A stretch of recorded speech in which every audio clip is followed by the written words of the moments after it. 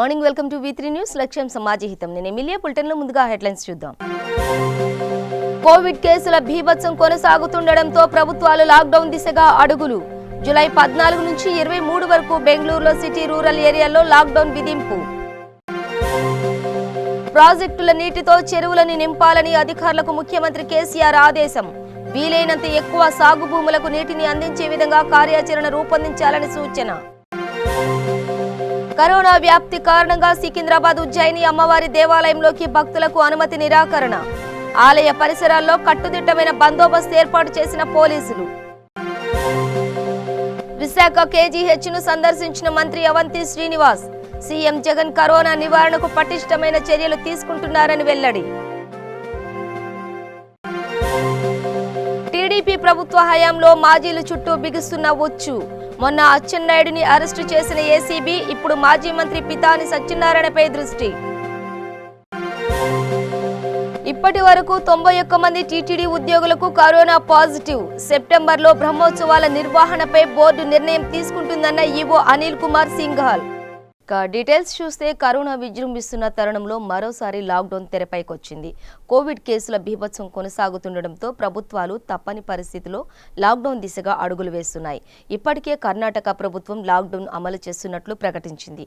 Corona నివారణ చర్యల్లో భాగంగా జూలై 14 నుంచి 23 వరకు బెంగళూరు సిటీ, రూరల్ ఏరియాల్లో లాక్డౌన్ కొనసాగుతుందని కర్ణాటక ప్రభుత్వం తెలిపింది. కరోనా వైరస్ వ్యాప్తి చెందకుండా కరోనా రాష్ట్ర ప్రభుత్వం కఠిన చర్యలు తీసుకుంటోంది. కరోనా కట్టడి చర్యల్లో భాగంగా లాక్డౌన్ నిబంధనలను కర్ణాటక రాష్ట్ర ప్రభుత్వం కఠినంగా అమలు చేస్తోంది. అయినప్పటికీ రోజురోజుకు కర్ణాటక రాష్ట్రంలో కరోనా వైరస్ పాజిటివ్ కేసులు పెరిగిపోతున్నాయి. ఈ నేపథ్యంలో కర్ణాటక రాష్ట్ర ప్రభుత్వం కీలక నిర్ణయం తీసుకుంది. పెరుగుతున్న కోవిడ్-19 కేసులను దృష్టిలో ఉంచుకుని జూలై 14న రాత్రి 8 గంటల నుంచి జూలై 23 ఉదయం 5 గంటల వరకు బెంగళూరు పట్టణ, గ్రామీణ జిల్లాల్లో పూర్తిగా లాక్డౌన్ అమల్లో ఉంటుందని సర్కార్ ఓ ప్రకటనతో ప్రజలు మరోసారి ఇంటికి పరిమితమవ్వనున్నారు.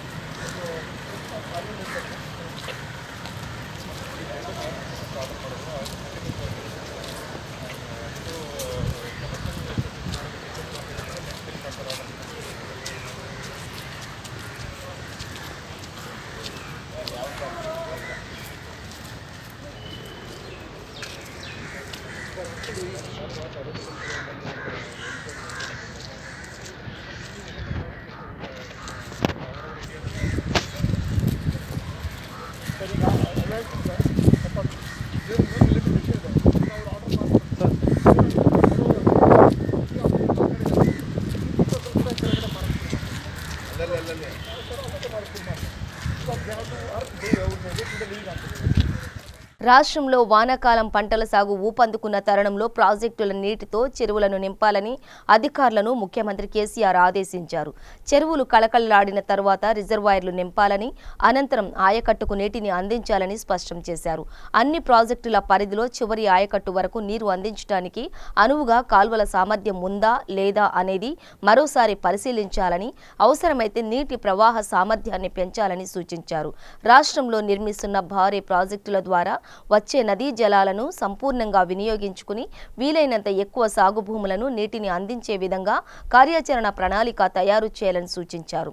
వివిధ ప్రాజెక్టుల కాల్వల ద్వారా ఇప్పటి వరకు సాగునీరు అందని ప్రాంతాలను గుర్తించి వాటికి సాగునీరు అందించే ప్రణాళికపై కేసీఆర్ సుదీర్ఘ సమీక్ష నిర్వహించారు. కాళేశ్వరం ప్రాజెక్టు ఫలితంగా SRSC వరకు 2 TMCల నీటిని తరలించే వెసులుబాటు కలిగిందని, ఫలితంగా SRSC పరిధిలో 30 లక్షల ఎకరాల్లో 2 పంటలు పండే విధంగా చర్యలు ఉండాలని సూచించారు. సూచించారు. వరద కాలువ, కాకతీయ కాలువ, upper Maneru, mid Maneru, lower Maneru ఏడాది పొడవునా నీటితో జీవధారలుగా మారతాయని పేర్కొన్నారు. ఎస్ఆర్ఎస్సీలో ఎప్పుడు 25 నుంచి 30 టీఎంసీల నీటిని అందుబాటులో ఉంచాలని సూచించారు. ఎస్ఆర్ఎస్సీ పరిధిలోని వరద కాలువ, కాకతీయ కాలువ మధ్య దాదాపు 139 చెరువులు ఉన్నాయని, వాటిలో కొన్నింటిని నీరు అందించడం లేదని ప్రస్తావించారు. అలాంటి చెరువులను గుర్తించి వరద కాలువకు వీలైనన్ని ఎక్కువ ఓటీలు పెట్టి ఆ చెరువులను నింపాలని, ఈ పని రాబోయే 3-4 నెలల్లో పూర్తి కావాలన్నారు. అటు ఎస్ఆర్ఎస్సీ నుంచి ఇటు కాళేశ్వరం నుంచి వరద కాలువకు నీరందే అవకాశం ఉండటంతో కాలువ 365 రోజుల పాటు నీటితో ఉంటుందని, అందుకే వరద కాలువ ద్వారా ఇప్పటి వరకు ఇతర పథకాలతో నీరందని ప్రాంతాలకు నీటిని ఇవ్వాలన్నారు. ఎల్లంపల్లి నుంచి 90,000 ఎకరాల లోపే ఆయకట్టు నీరందించడం సాధ్యమవుతుందని, మిగతా ఆయకట్టుకు ఎస్ఆర్ఎస్సీ ద్వారా నీటిని అందించాలని ఆదేశించారు. కృష్ణా నదిలో కూడా ఎక్కువ నీటి లభ్యత ఉండే అవకాశం ఉందని, నారాయణపూర్ నుంచి నీరు వదలడంతో వెంటనే జూరాల భీమా 2 లిఫ్ట్ల ద్వారా నీటిని చెరువుల్లోకి తరలించాలని సూచించారు.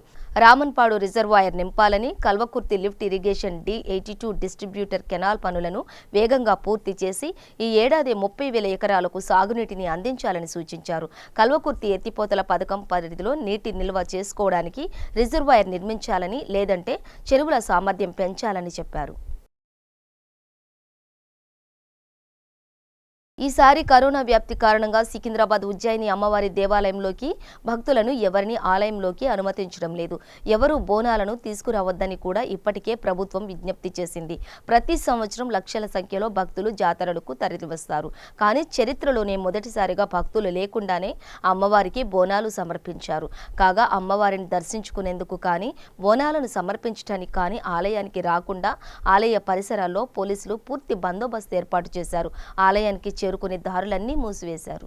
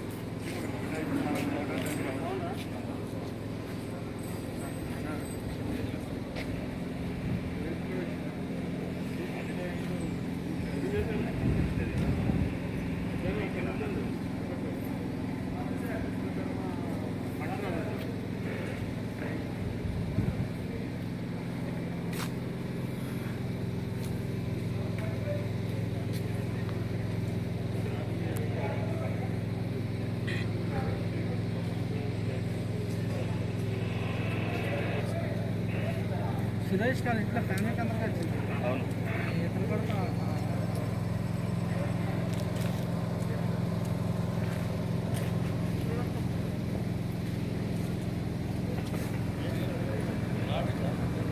ఈరోజు అమ్మవారి పౌర్ణాల కార్యక్రమం ఉదయం 4 గంటలకి ప్రారంభమైంది.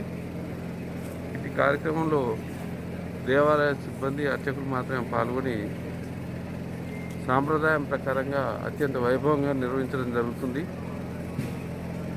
భక్తులు కూడా ప్రభుత్వ కోరిక ఆదేశాల మేరకు వారి ఇంట్లో చేసుకొని ఆలయానికి రాకుండా ఉన్నందుకు భక్తులందరికీ ధన్యవాదాలు తెలుపుతున్నాం.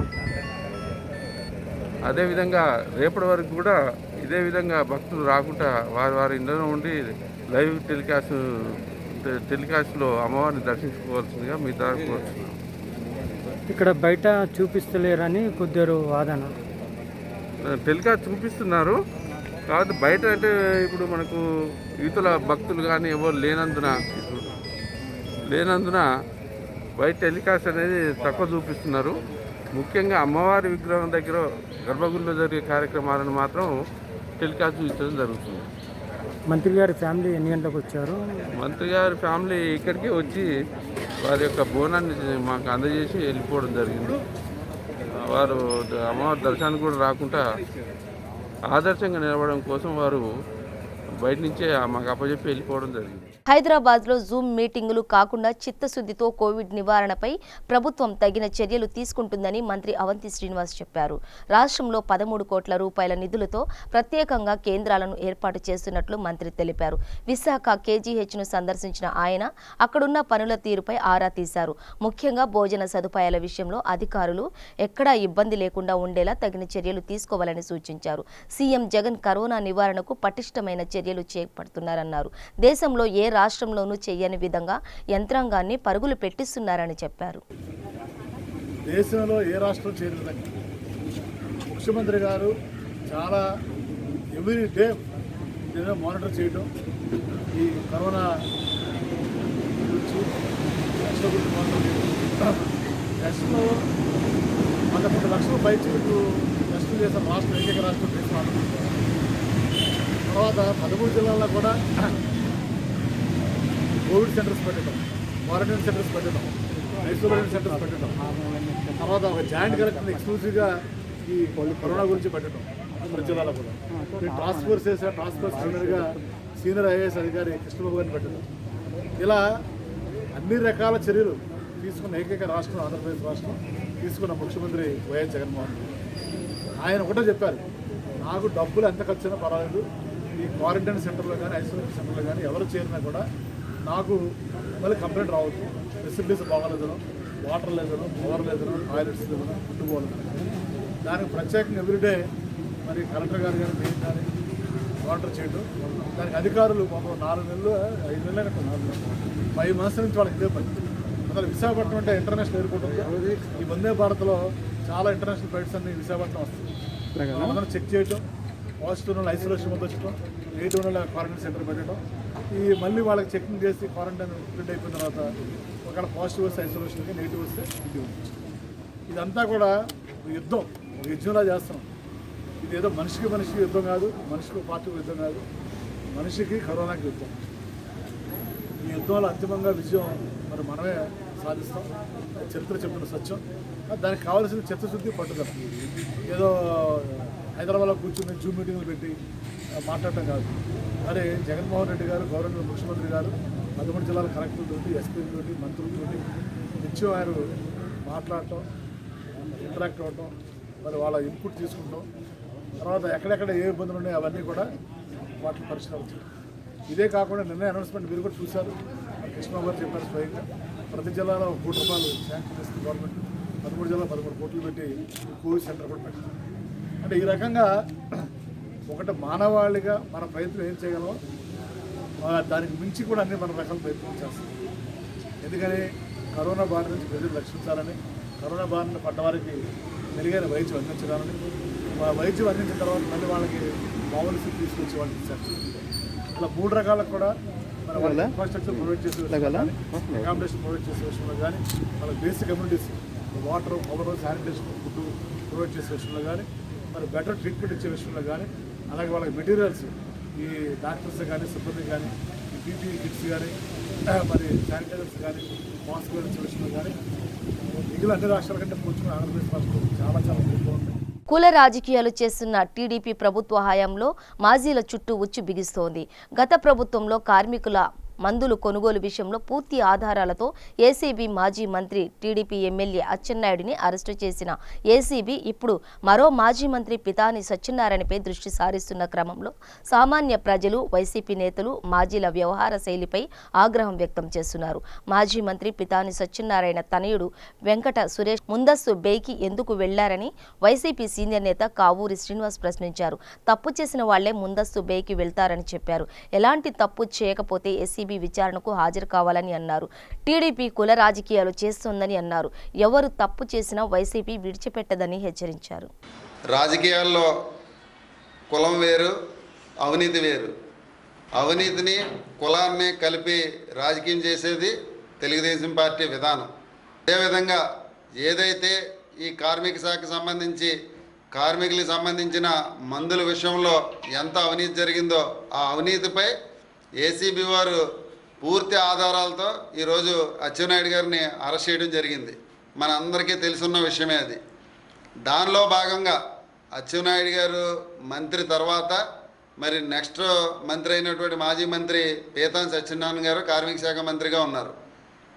ఆయన హయాంలో కూడా కార్మికులకు అన్యాయం జరిగిందని ఏసీబీ దాడుల్లో తెలిసింది. కాబట్టి ఈరోజు ఏదైతే మరి అప్పుడు మంత్రిగా పీతాన్ సత్యనారాయణ గారు ఉన్నారో వారి తనయుడైనటువంటి మరి వెంకట సురేష్ మరి కార్మిక శాఖకు సంబంధించి ఆ కార్మికులకి జరిగిన మరి ఆ ఇష్యూలో తనకి పూర్తి కీలక పాత్ర ఉందన్న విషయాన్ని ఏసీబీ వారు తెలియజేయటం, దానిలో భాగంగానే ఏదైతే మరి మాజీ మంత్రి వాళ్ళు పీతాన్ సత్యనారాయణ గారు పిఎస్ గారు మురళీమోహన్ గారు ఉన్నారో ఆయన అరెస్ట్ చేయడం జరిగింది.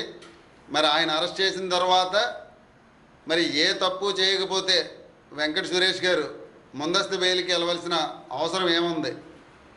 మరి ముందస్తు బెయిల్కి వెళ్ళారంటే అందులో పాత్ర లేకుండా ముందస్తు బెయిల్కి వెళ్ళవలసిన అవసరం లేదు, నేను నిజాయితీగా ఉన్నాను అని ఏసీబీ వారికి తెలియజేసి వాళ్ళ విచారణలో కూర్చున్నట్లయితే మరి ఎటువంటి ఇబ్బంది ఉండదు కదా. మరి ముందస్తు బెయిల్కి వెళ్ళారంటే ఖచ్చితంగా తప్పు చేస్తేనే మనం ముందస్తు బెయిల్కి వెళ్తాం. మరి విషయాలన్నీ కూడా ప్రజలు గమనిస్తున్నారు, బీసీ నాయకులందరూ కూడా గమనిస్తున్నారు. అదేవిధంగా ఏదైతే కార్మిక శాఖకు సంబంధించిన ఉందో ఈ కార్మికులకు సంబంధించిన వారు ఉన్నారో అందులో ఎస్సీ, ఎస్టీ, బీసీ, మైనార్టీ ఎంతోమంది కార్మికులు ఉన్నారు. ఆ కార్మికులందరూ కూడా వీళ్ళు చేసిన అన్యాయంలో వాళ్ళందరూ కూడా మోసపోయారని కూడా ప్రతి ఒక్కరు కూడా గమనించాలి. శ్రీవారి దర్శనాలు ప్రారంభమైనప్పటి నుండి నేటి వరకు 91 మంది టీటీడీ ఉద్యోగులకు కరోనా పాజిటివ్ నమోదైనట్లు ప్రకటించారు ఈవో అనిల్ కుమార్ సింఘాల్. తిరుపతిలో జరిగిన డైల్ యువర్ ఈవో కార్యక్రమం అనంతరం వివరాలు వెల్లడించారు. భక్తులకు 4200 మందికి కోవిడ్ టెస్టులు నిర్వహించగా ఏ ఒక్క భక్తుడికి కూడా కరోనా పాజిటివ్ రాలేదన్నారు. ఇక టీటీడీ ఉద్యోగులు, సెక్యూరిటీ సిబ్బందికి 3569 మందికి నేటి వరకు టెస్టులు నిర్వహించామన్నారు. ఇందులో అలిపిరి వద్ద 1704 మందికి టెస్టులు, తిరుమలలో ఉన్న ఉద్యోగులకు 1865 మందికి కోవిడ్ టెస్టులు చేశామన్నారు.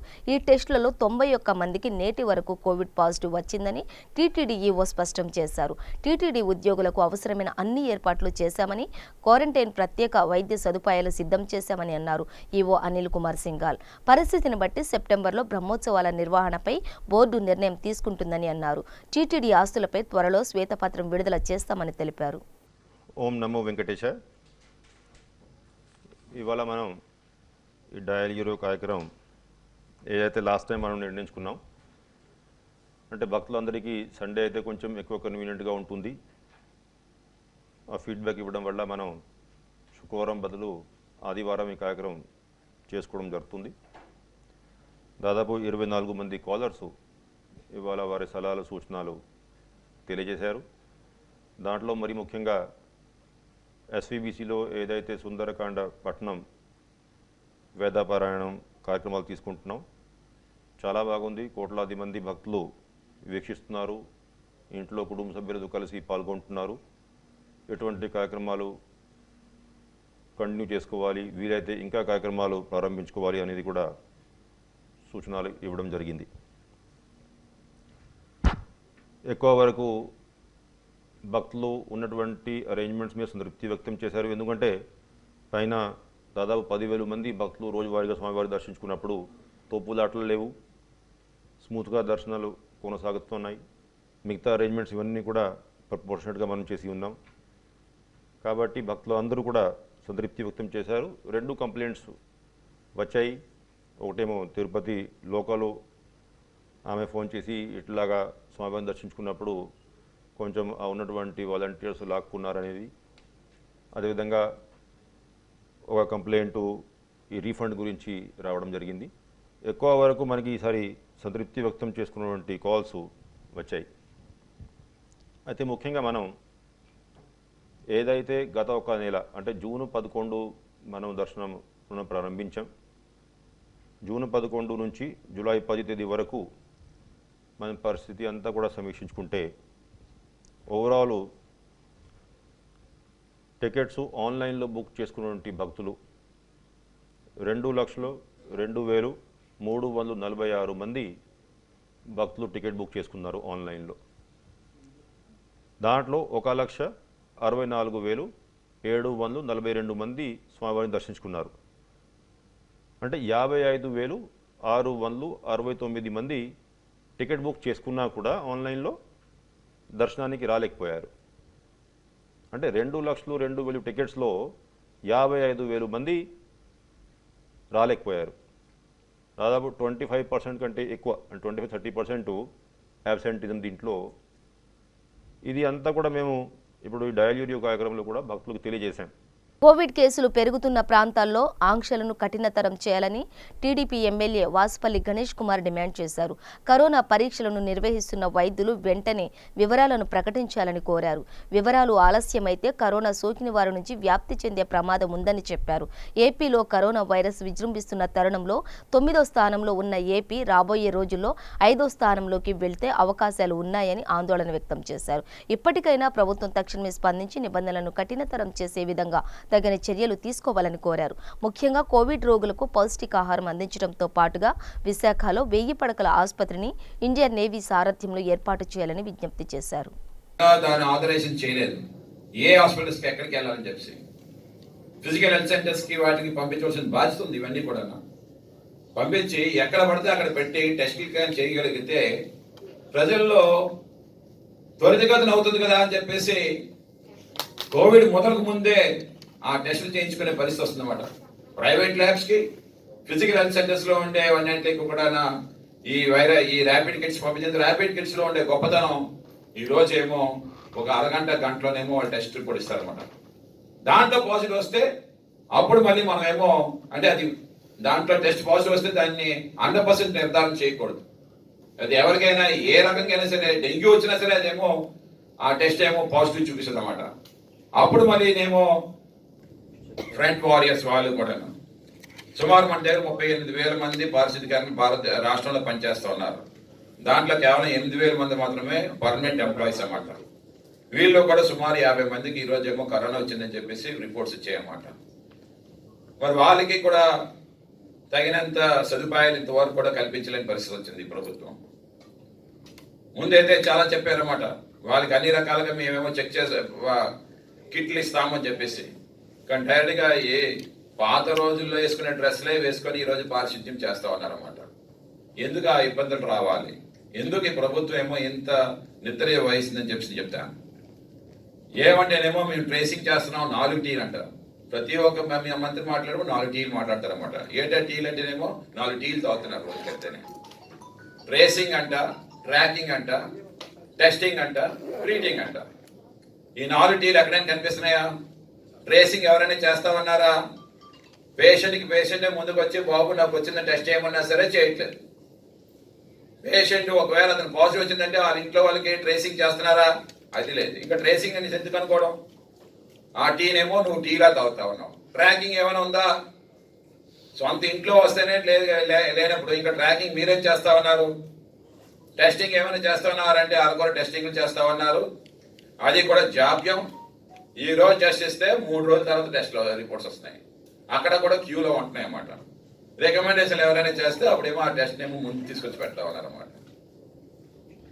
నిన్న మార్నింగ్ జరిగిన టెస్టు మా యొక్క కార్యకర్తదే ఈ రోజు వరకు ఇవ్వలేకపోయాను. మెడిసిన్స్ కూడా ఇవ్వలేని పరిస్థితి వస్తుంది. ఇవన్నీ కూడా మనం చూస్తూ ఉంటే అధ్వానమైన పరిస్థితి ఈరోజు కనిపిస్తుందని చెప్పేసి తెలియజేస్తూ విశాఖపట్నాన్ని మనం కాపాడుకోవాలి. ఈ పాండమిక్ నుండి మనమేమో కాపాడుకోవాలి. ఈ కోవిడ్ డెత్స్ ఏమో మనం కాపాడుకోవాలని చెప్పేసి ఒకసారి ఈ ప్రభుత్వానికి అలాగే ముఖ్యంగా ఇక్కడ కలెక్టర్ గారికి. బులెటిన్ ముగించే ముందు హెడ్లైన్స్ మరోసారి. కోవిడ్ కేసుల బీభత్సం కొనసాగుతుండటంతో ప్రభుత్వాలు లాక్డౌన్ దిశగా అడుగులు. జూలై 14 నుంచి 23 వరకు బెంగళూరులో సిటీ రూరల్ ఏరియాల్లో లాక్డౌన్ విధింపు.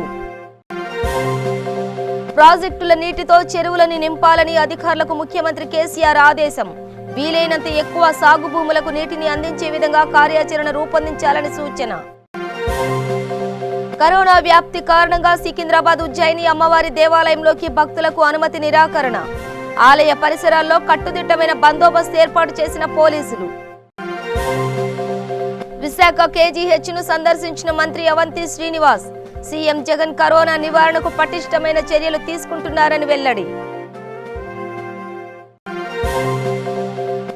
ప్రభుత్వ హయాంలో మాజీలు చుట్టూ బిగుస్తున్న ఉచ్చు. మొన్న అచ్చెన్నాయుడిని అరెస్టు చేసిన ఏసీబీ ఇప్పుడు మాజీ మంత్రి పితాని సత్యనారాయణపై దృష్టి. ఇప్పటి వరకు 91 మంది టీటీడీ ఉద్యోగులకు కరోనా పాజిటివ్. సెప్టెంబర్లో బ్రహ్మోత్సవాల నిర్వహణపై బోర్డు నిర్ణయం తీసుకుంటుందన్న ఈవో అనిల్ కుమార్ సింఘాల్. ఇవి బులెటిన్ విశేషాలు. మరింత సమాచారం కోసం చూస్తూనే ఉండండి V3 న్యూస్. లక్ష్యం సమాజ హితం.